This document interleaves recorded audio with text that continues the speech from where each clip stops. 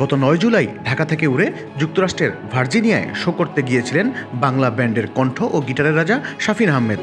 সেখানে প্রথম শো বেশ ভালোভাবেই সম্পন্ন করেন তিনি, কিন্তু দ্বিতীয় শো করার আগে হঠাৎ করেই অসুস্থ হয়ে পড়েন এই তারকা। তাকে নেওয়া হয় ভার্জিনিয়ার একটি হাসপাতালে। গত ২৫ জুলাই সেই হাসপাতালেই শেষ নিঃশ্বাস ত্যাগ করেন শাফিন।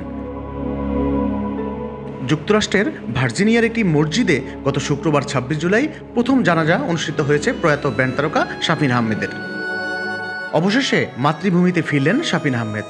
আজ সোমবার বিকাল ৬টায় ঢাকা বিমানবন্দরে পৌঁছে এই শিল্পীর নিথর দেহ।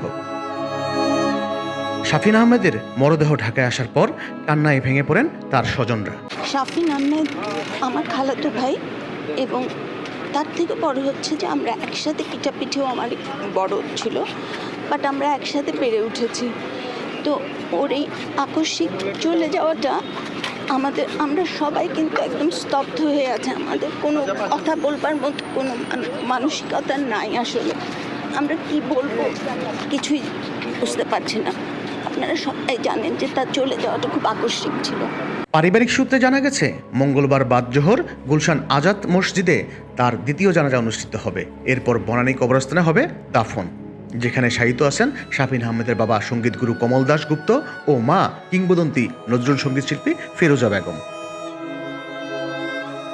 শাফিন আহমেদের আত্মার মাগফিরাত কামনা করে কুলখানি হবে শুক্রবার জুমার নামাজের পর বনানী কবরস্থানের পাশে গুলশান কমিউনিটি মসজিদে।